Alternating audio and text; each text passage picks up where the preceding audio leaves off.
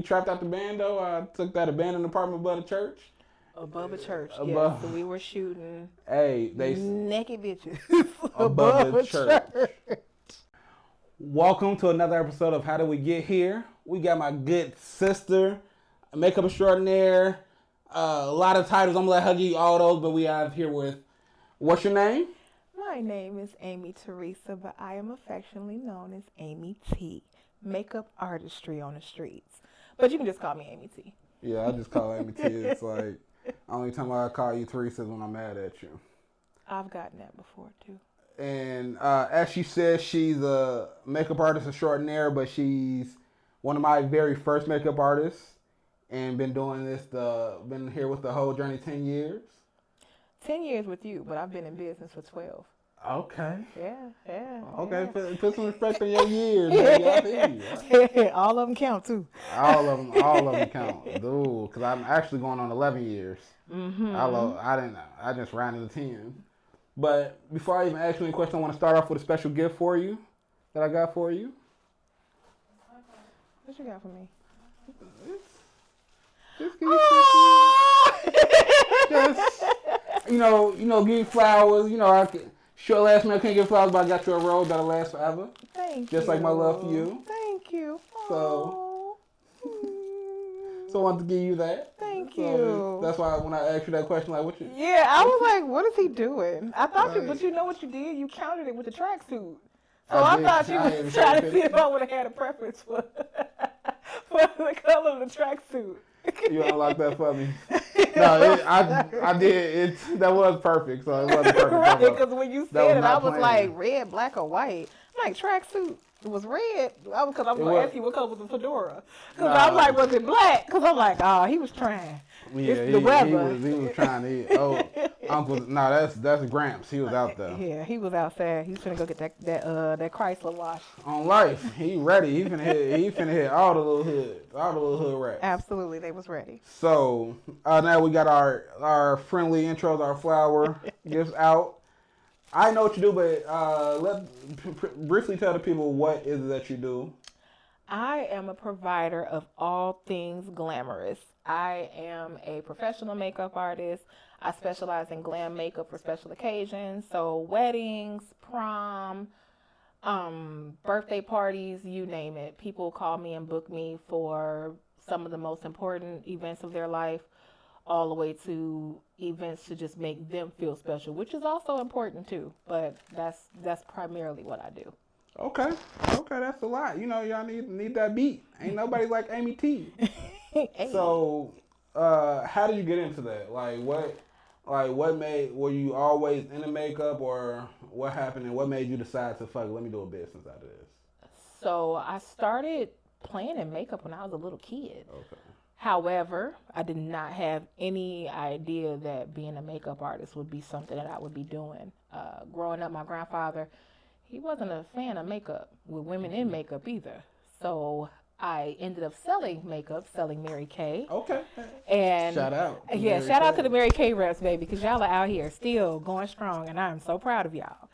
I sold Mary Kay, and selling Mary Kay opened my eyes to makeup and what it brought to my personal energy, how it made me feel. Being in an environment surrounded by women, they constantly saw me doing my makeup, but I was doing my makeup to sell the product. But they complimented me all the time. So those compliments turned into, are you an artist? And I'm like, no, I just do my own makeup. And they're like, well, you're good.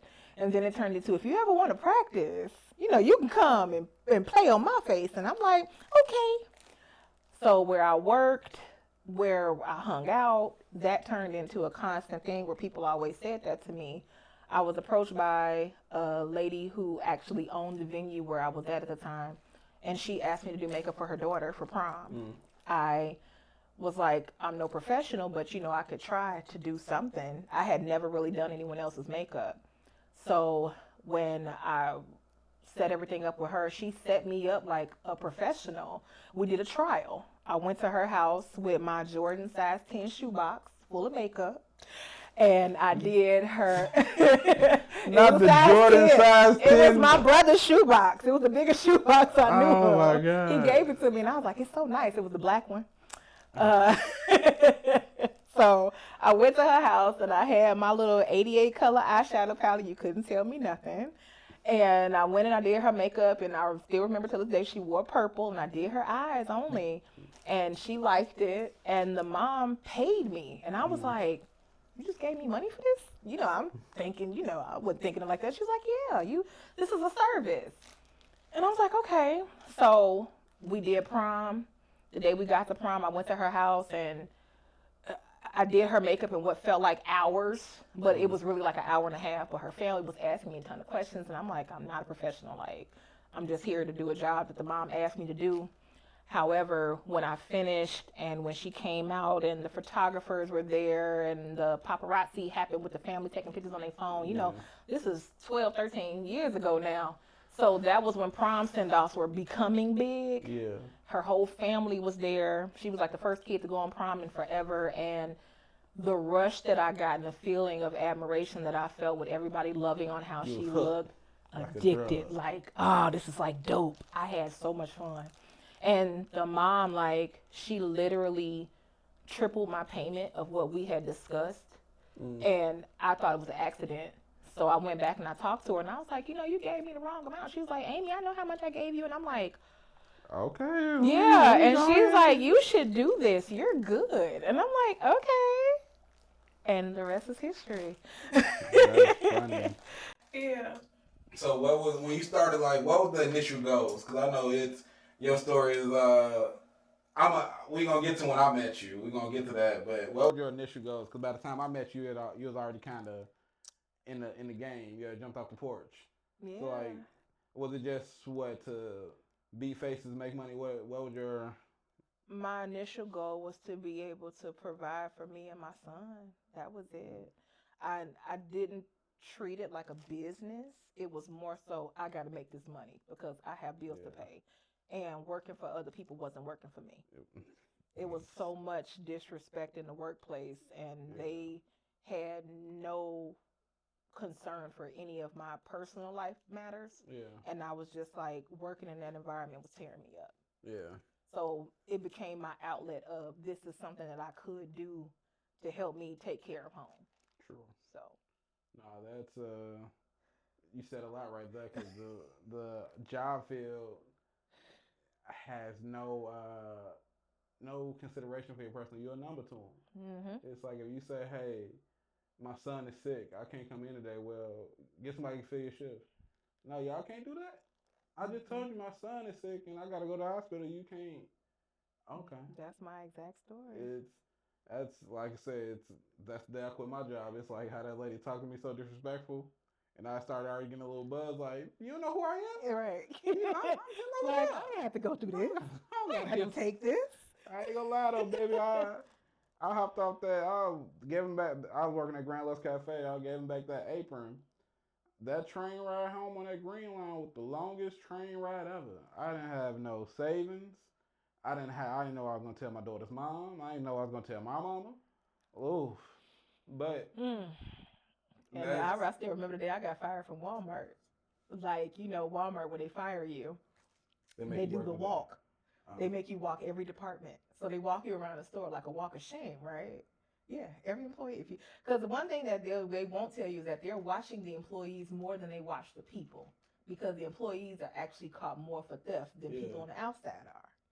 And they did the walk with me, and the whole time they doing the walk, the manager, she's helping me get my stuff out the locker. Now, mind you, I'm skipping through that bitch. I'm happy.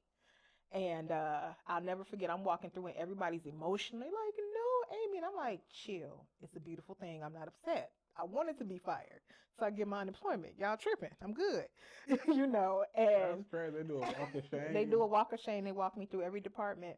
And in that walk, she was like, well, in 3 months you can just reapply and come back.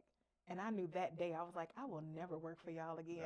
I'm never going to work again a day in my life. Yes. You got me twisted. Yeah. So I remember that, and I literally let that moment play out in my head. Every day I think I might need a job again. Yeah, because I think as entrepreneurs, we do get to a point where we be like, ooh, I'm just going to get a job. Yeah, because this too much. I'm like, will they hire me? Then you think about, I got to go apply. I gotta go get What's it. my resume gonna say? What's my resume? Where's your last job? About 11 years ago. 2012. Yeah, that's the last time I ain't had. Like, it's been since 2012 since somebody even hired me, bro. Like, are they gonna hire me? And then I'm gonna be back in that space of, am I good enough to work for you? Yeah. What? I know. And they can't pay me how much I pay myself. They can't. This job ain't nothing but work. That's what, it. Ain't It's that not shit fun. That movie, More Money. Man, the job ain't Nothing nothing but but work. It's like I'm not going over that. I'm not finna do no work. So I know. I remember when I like intro Kevin, aka him over there. I remember when I met you. I think where was I at in my journey? I know I was on Grand. I had that studio. No, I met you through my. Shout out to Polo Gibson. Polo Gibson. It was that studio on Fulton. And he was using my studio because he was in town. And I think I was like at the time my shoots were sporadic. So it's like I didn't have nothing necessarily scheduled. I told you, hey, sometimes shit just gonna pop up. I need somebody that's gonna be able to pop up with me. So and I like the face. So that's why I met you. And I think our first shoot was, well, girl Alex. We talked about that. Then Brooke. And it's like when you told me, it's like, no, I do this full time. Oh, shit. Well, me too. Let's collab. Let's work. Let's work. And I was so excited. I was like, a real photographer wants to work with me. And I don't even know why I was a real photographer yet. Shit. You had a camera, and I like what you were doing. So I'm like, let's do this. Like, let's go. Oh my God, that was so long ago. I don't even know why. Like, because if me now would have looked at me then, like you just started. You just got here. You're such a beginner. You're a beginner. You're not a real one yet. You're a rookie. You're a rookie. Enjoy it. I definitely tell myself enjoy it. But ain't it funny? We were both rookies. We were both rookies. It was shit. Mike and Scotty. Like we won rings together. So that's facts. And it's hell, like shit. We're gonna get back to this is all part of your journey because you're a special person to me. Our journeys are very much. But you have to also not discredit the fact that you are a part of my special journey. That's why we can do this. You know what I'm saying? Like literally. I think I said it before we started recording.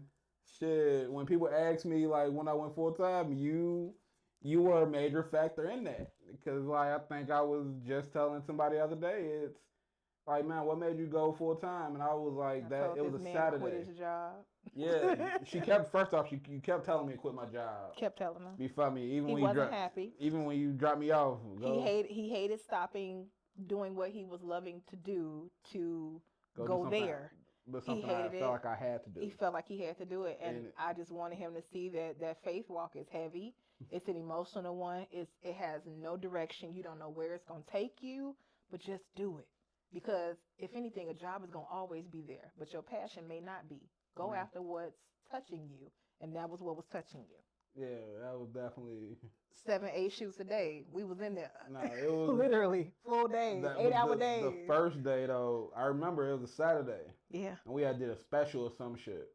I charged makeup included. Yeah, makeup included. It was like $150, $200, whatever price was. All I know is I had all this money in my hand, and we in there counting like we dope dealers. Like dope dealers,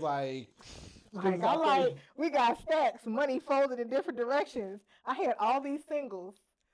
Yeah, we were doing a lot of dances. A lot of dancer makeup at the time. A lot of them just had pay me everything. I'm like, all right, I'll take. And of course, it was trust. So I'll take it. Just keep working. We got you getting paid. It's money here. It was coming in back to back, and I'm like, I got another face. Nothing. I end up having to call off because we end up. Some people hit me up like, "Hey, can you do a 5?" Like, no, I gotta be at work at 5. Well, I've thought about it like he's gonna pass up $150 in 30 minutes or an hour to go work 8 hours for that same $150. It was. I ain't gonna lie. But 8 hours. 8 hours for $150. You want to be stressing you? That's not a guarantee. Not at all. It's like so I gotta get taxed too. Yeah. So I called. I'm not coming in that night. I think that was the first day I made like damn near 1,000 in one day, and that's when it clicked. Like I really don't need that job. It's like, yeah. But I ain't gonna lie. It was that, And then like the night I quit, how that lady, she was talking to me so disrespectful for allegedly not ringing up the appetizer. I'm saying allegedly because I could have sworn I rung up the appetizer. It's been 12 years, bitch. I rung up the appetizer. Oh, they closed now. That's why y'all closed. Karma. In fact, I'm looking to your camera. Karma. Shit, bitch. Period. But like I said, I folded it up and walked out. And then shit, you know, well, you part of that journey, you know, right after that, the people kicked me out the studio. You'll remember. Then like 2 days. All the locations. It's been so many. Then it's like 2 days.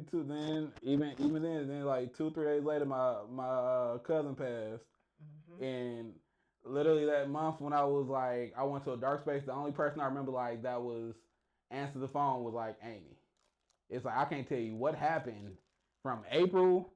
Mentally, I ain't clocked back in till like I looked up. It was like June, July. I was in full autopilot. Coast. But even my coaster shit, we still in that same period. We trapped out the band though. I took that abandoned apartment above the church.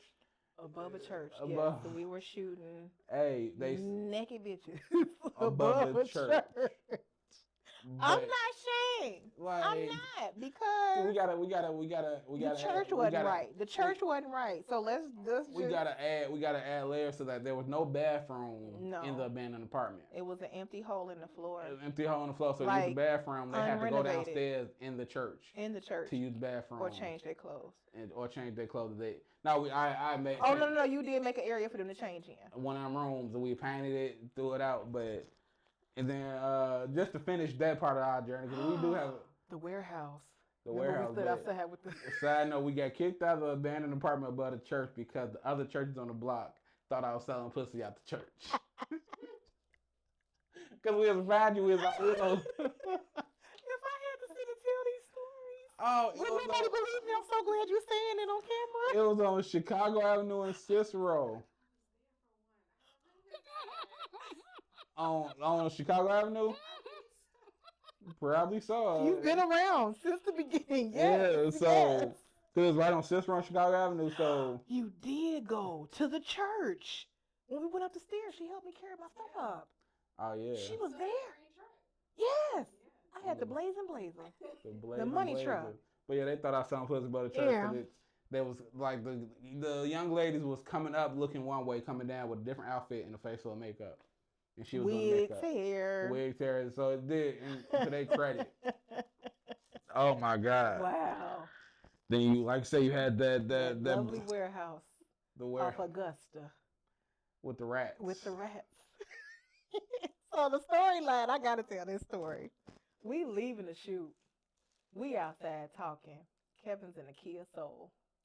We hear noises like I saw a rat, and I'm like, it was huge, and I'm like, where did he just go?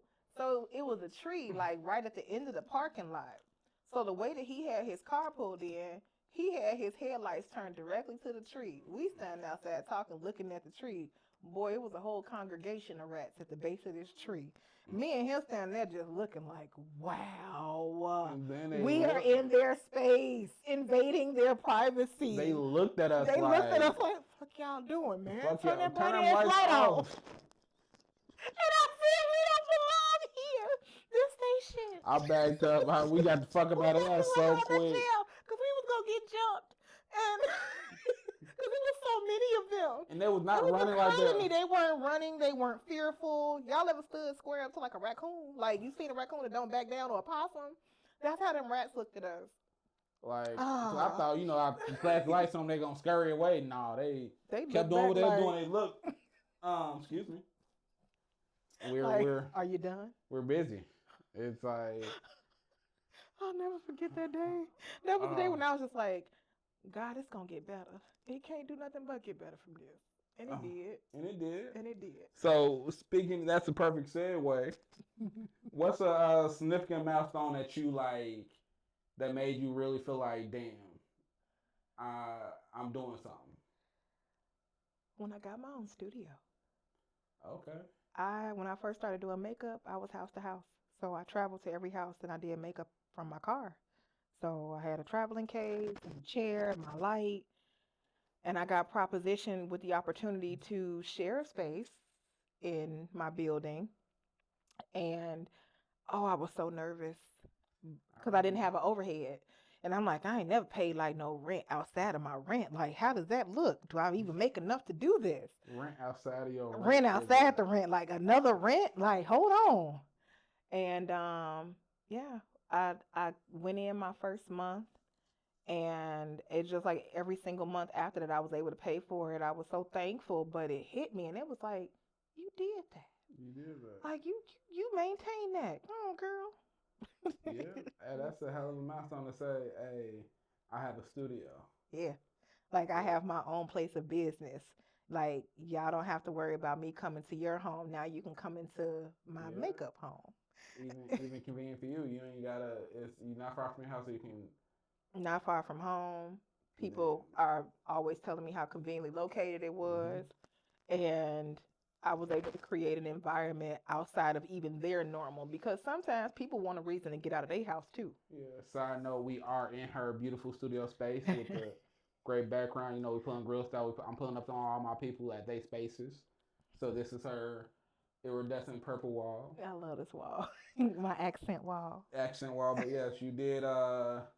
You have creative space. Even me, it's like from just like I've been there every step of your journey from the ups and downs. But when I walked in, I'm like, okay, I was happy for you, of course, not happy for you. Then when I came to see what you did, I'm like, oh, okay.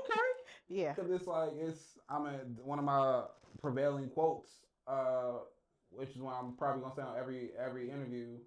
No one sees the vision like the visionary. Yeah. My mom gave me that when I was doing music in like 07, 08, and it stuck with me. And I even tell her I told her the first time I told her, it's like, what? I told you that? Yes, mom.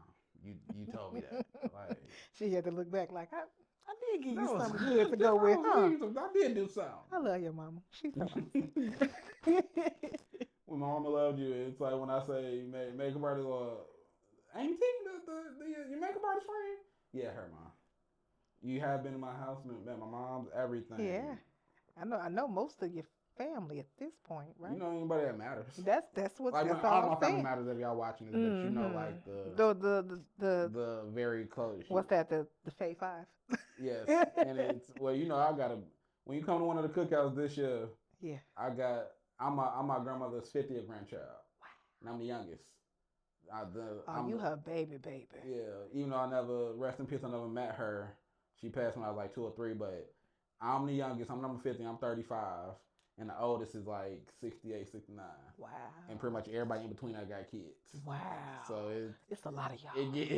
And when you start flushing that tree out, it's like I meet somebody new every couple of years. It's like, oh, you my cousin? They be grown as hell. It's not like the babies. You know, right. Them gonna come. I'm talking about it's like, you older than me. You just now, I just now met. Okay, what's up, cuz? But what's been one of the most unexpected rewards from doing what you do?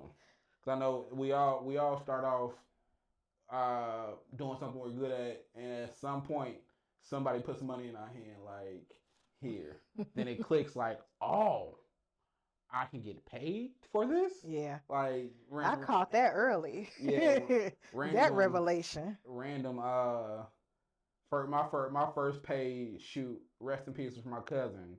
It was for her and her husband's anniversary shoot or something. Mm-hmm. I don't know how long. I don't know what year it was, but it was an anniversary shoot, and she gave me $40. Mm-hmm. But that $40 meant so much to me. Like, yo, heavy. Somebody felt value in what I do, that they gave money that they worked for and put into my pocket. Mm-hmm. I mean, I'm a long way from $40 now. I ain't no $40 hoe no more. But at one point, I started off as a $40 holler. Shit, if you caught me back then, you could call me for a steak and a Pepsi. Right. But for me, you said what was the most thing that I've gotten from? Yeah, the most benefit, like, that you didn't expect. Probably my new family. I have met some amazing, beautiful people who actually became closer to me than some of my actual blood relatives. Mm-hmm. I didn't have an idea that I would need those people who've been placed in my life. Mm-hmm.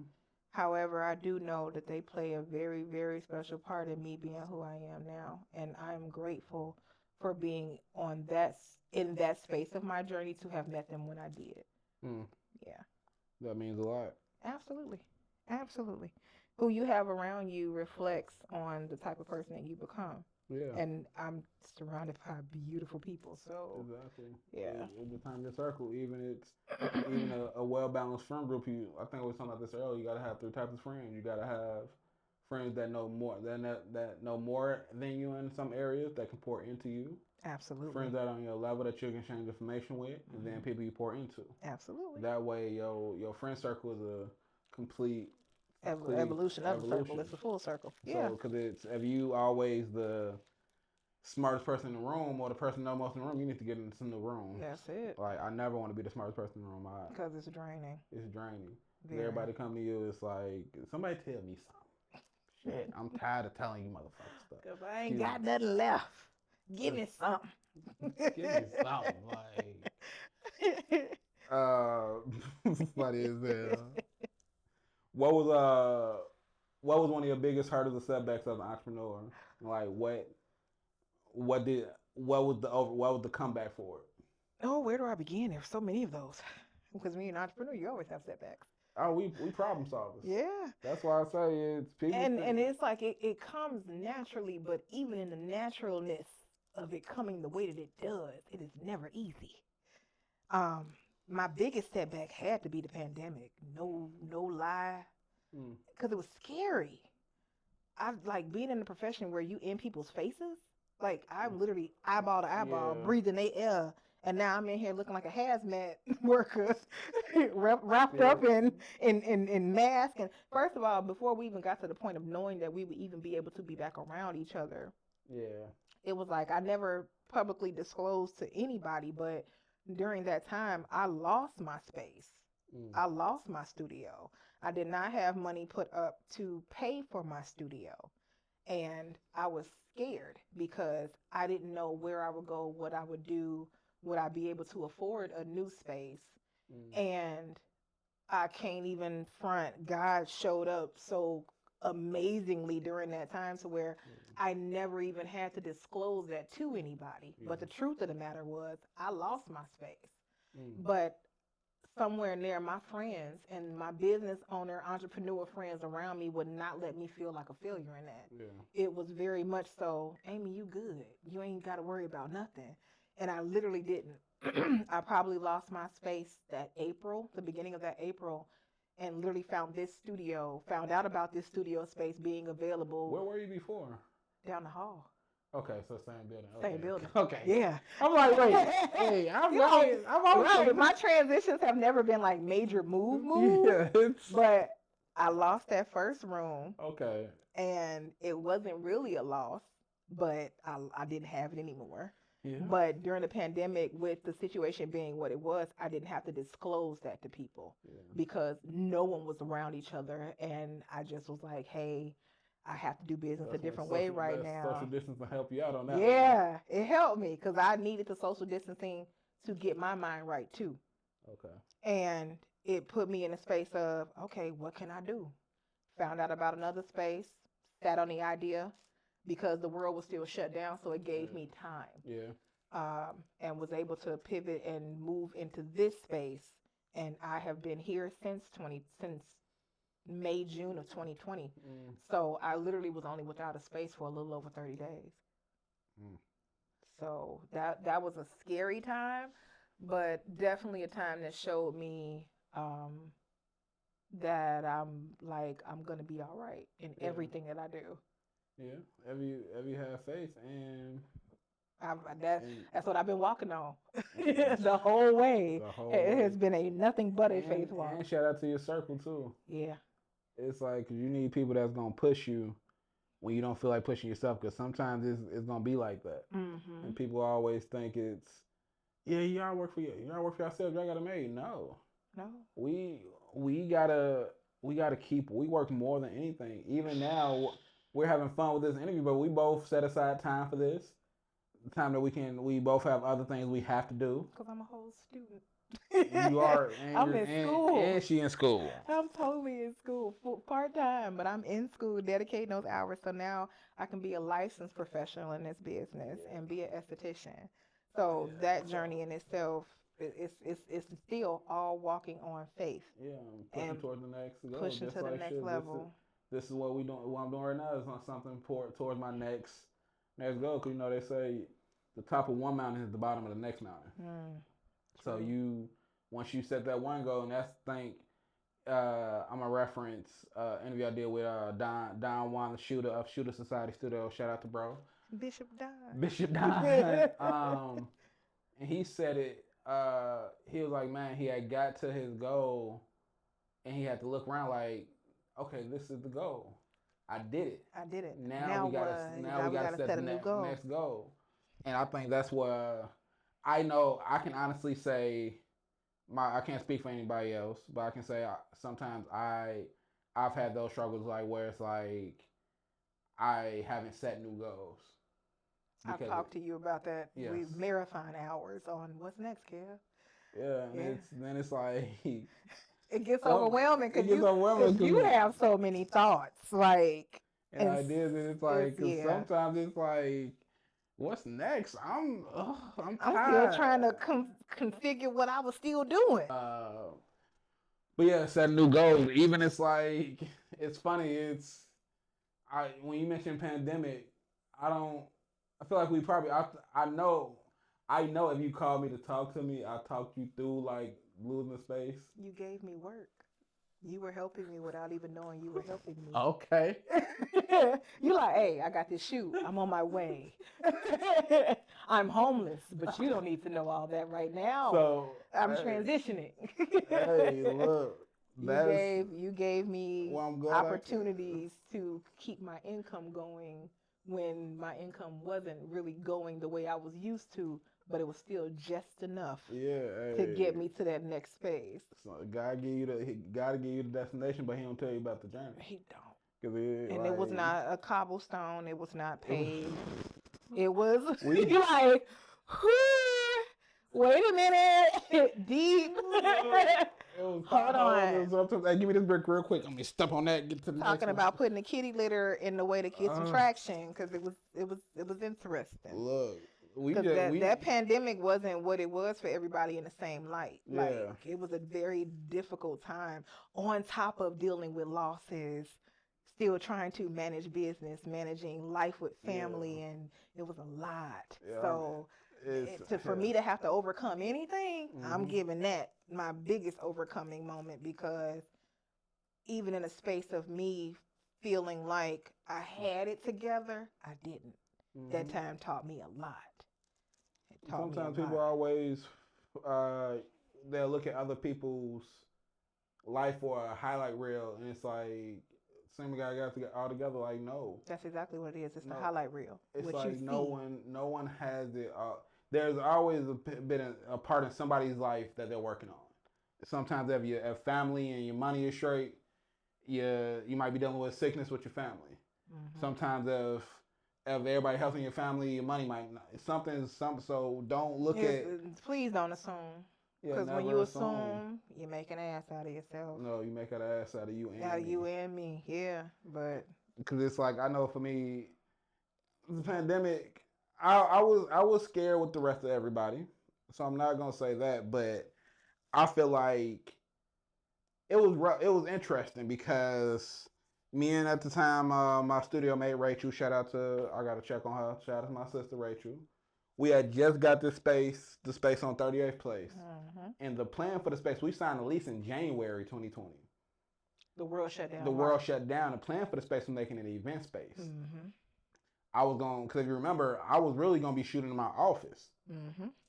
That was going to be the shooting area and everything. Then that outside space was mainly going to be for events. I remember. But then, boom. The world shut down. The world shut down.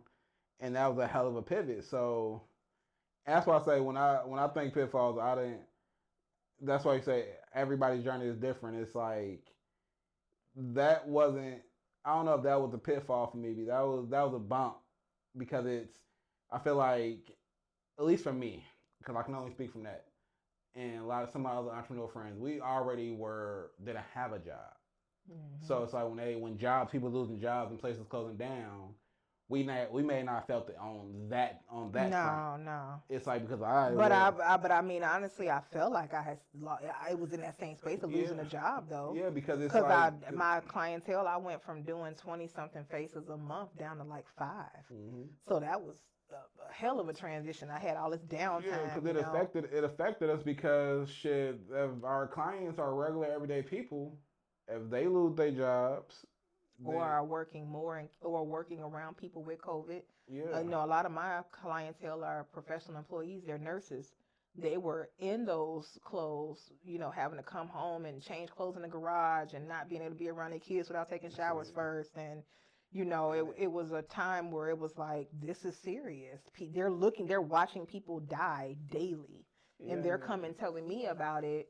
But at the same time, it gave me more of knowing how valid I was and how important I was once that time was over, because they came back, even in mask, like, I still need you, So it was just like, there's a bigger purpose to me.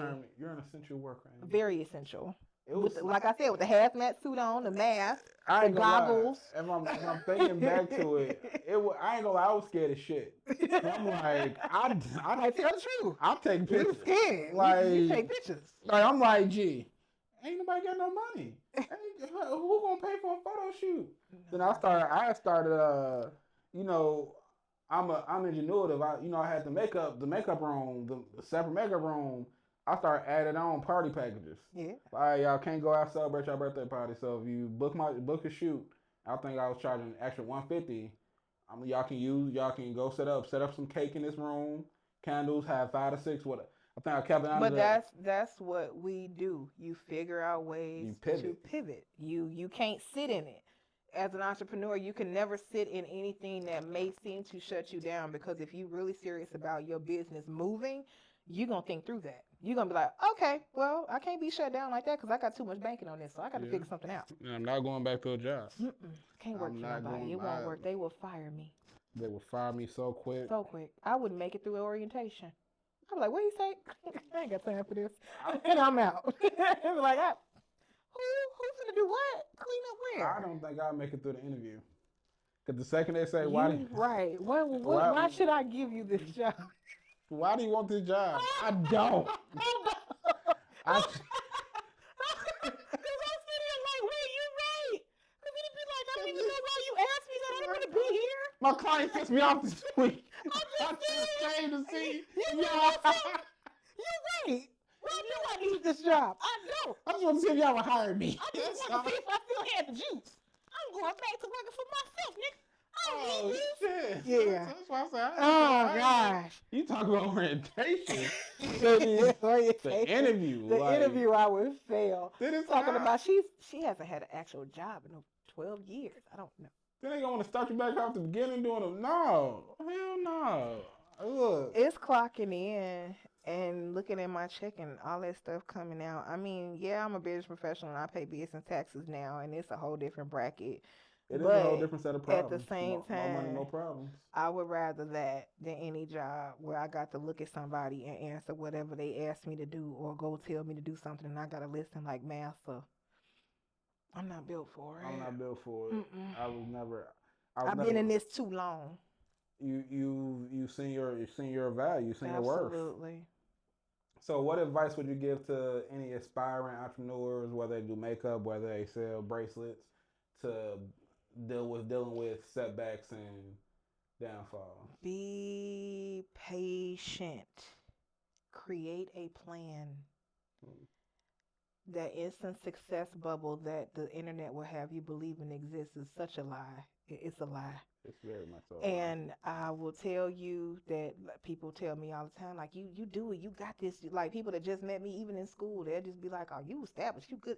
I'm like, yeah, but it was not a walk in the park. It's still not a walk in the park. Still ain't a walk in the park, okay? Still learning. It's not a cakewalk. You know what I'm saying? We still figuring it out, but be patient.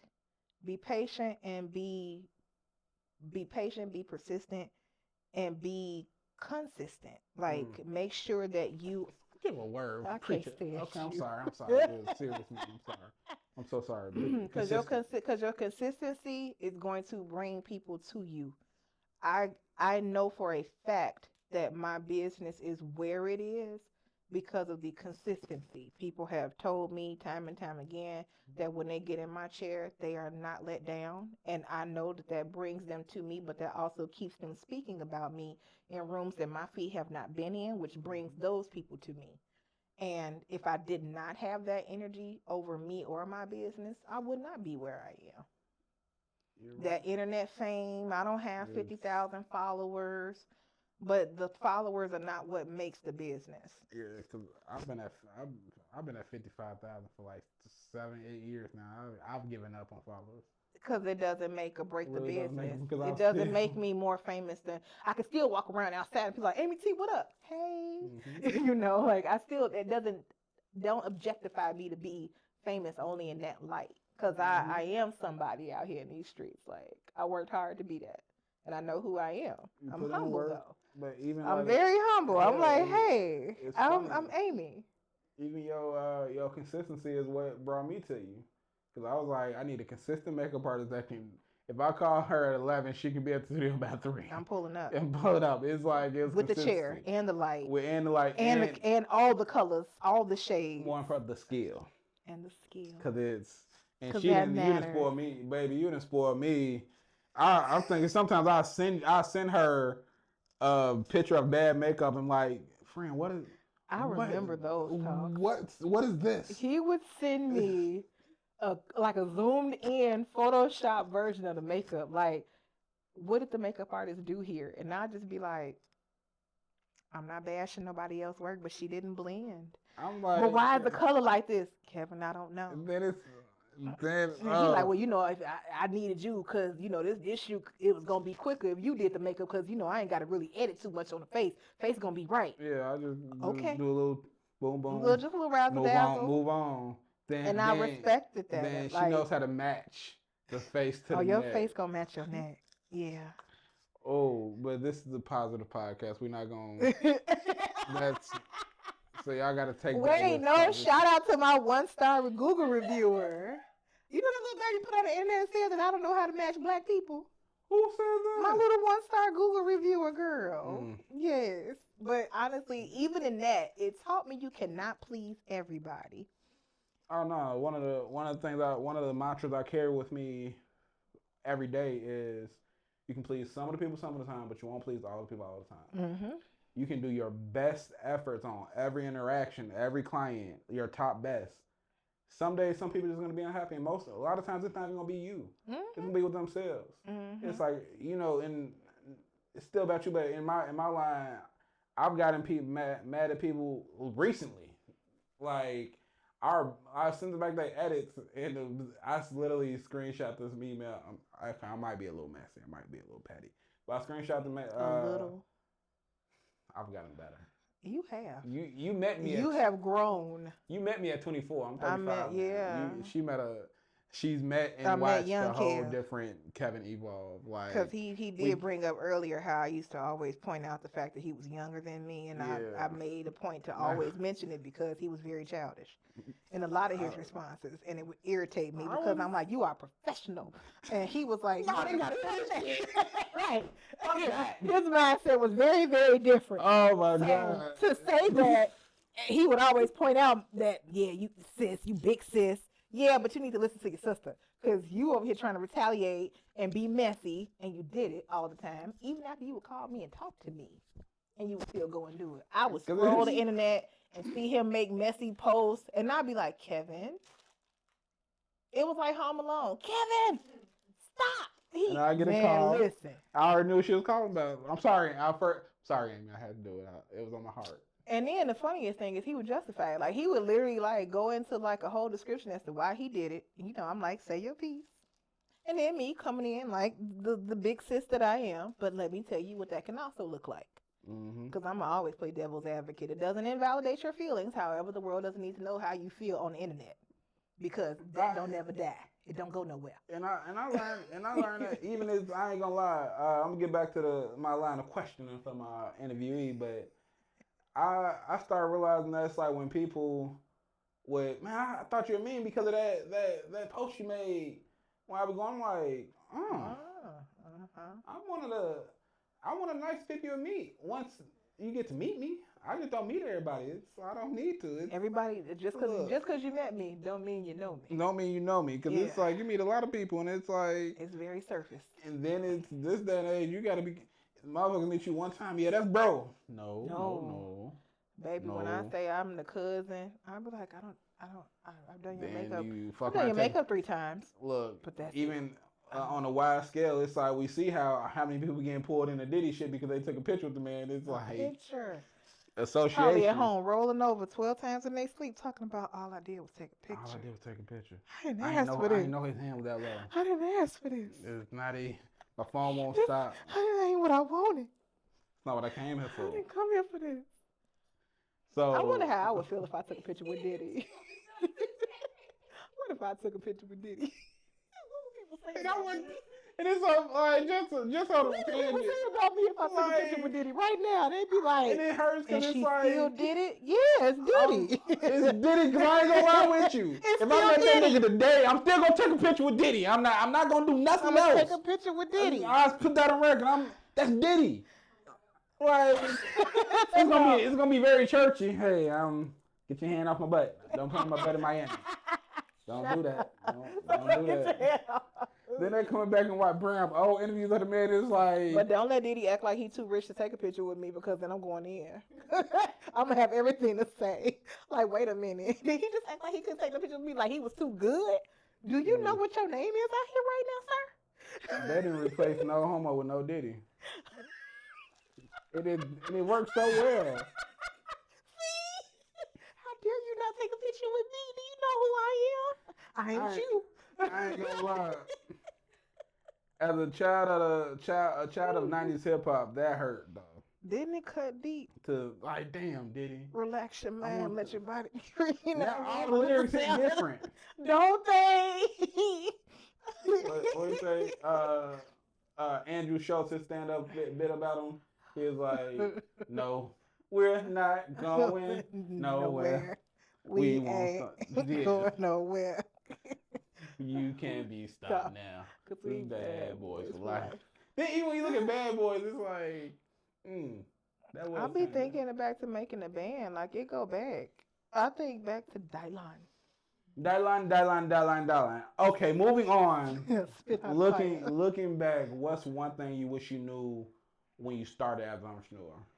Like if it was like one thing that you knew when you said, "Hey, I'm gonna make this a business."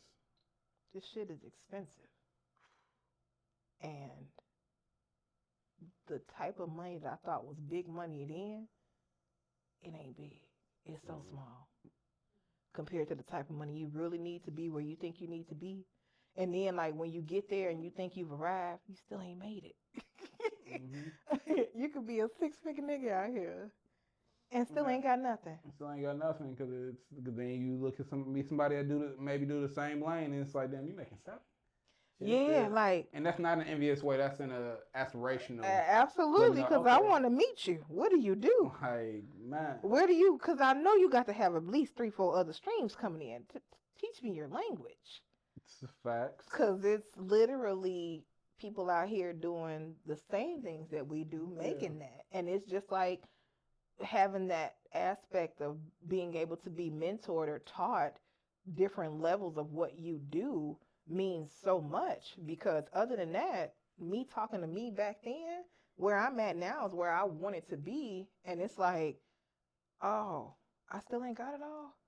Back then I thought this was it, but there's so much more now. Times are different. The economy is different. So now I have to gravitate and pivot to be able to accommodate to those expenses and all those changes.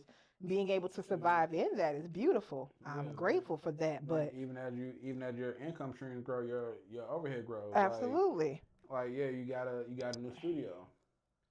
Now you have overhead, so now you may be getting more clients. Then it's more going out. Or now you more output. You got makeup, lip, you got products. So it's like, you might be keeping inventory up, and learning not to sell out. learning all this. So it's like even that cost of inventory to not sell out, it's cost. It's like it inventory, keeping up with how many clients you got, make sure you don't run out of that inventory. And then when you start hiring assistants, employees, payroll, you gotta get an accountant, state taxes, them employee taxes. It's May. They just got it. They just got it out my ass. Don't. It's okay. My they booty got it still out of hurt. everybody's booty. Ooh. No Vaseline. Hey, that shows our age right there. That we both no Vaseline. It was there. Like, oh man. Oh shit. But yeah, it's a whole different bracket to be in this bracket, and being in this bracket is sexy. Yeah. But baby, it's stressful. I love my wine now. It's real different. One thing to answer the question from my side, I would say I wish I knew more about structure. Oh yeah. From all sides, from business structure to what your day-to-day structure. I remember writing names down in the notebook, like who makeup I did and how much I charged them and what they had, and I found that notebook. Now we just put up the spreadsheet. Now you book and you pay a deposit, and I have a spreadsheet that does all that for me, and that's just a whole nother level of, oh, she's somebody. I still remember when booking sites became a thing, and people were just like, style seat, and I was like, I don't know if I want to be on there.